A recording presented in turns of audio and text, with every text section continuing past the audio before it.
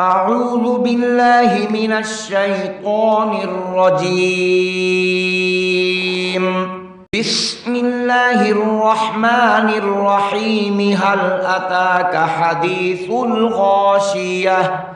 وجوه يومئذ خاشعة عاملة ناصبة تصلى نارا حامية تسقى من عين آنية ليس لهم طعام إلا من ضريع لا يسمن ولا يغني من جوع.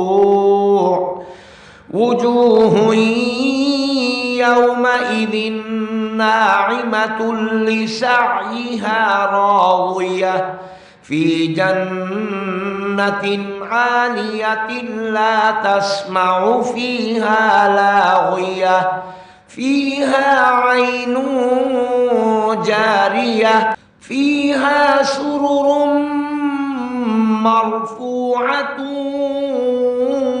وأكواب موضوعة ونمارق مصفوفة وزرابي مبثوثة أفلا ينظرون إلى الإبل كيف خلقت وإلى السماء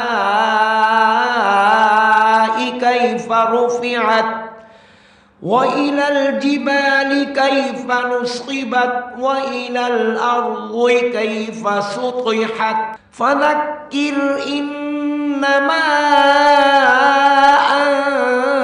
أنت مذكر لست عليهم بمسيطر إلا من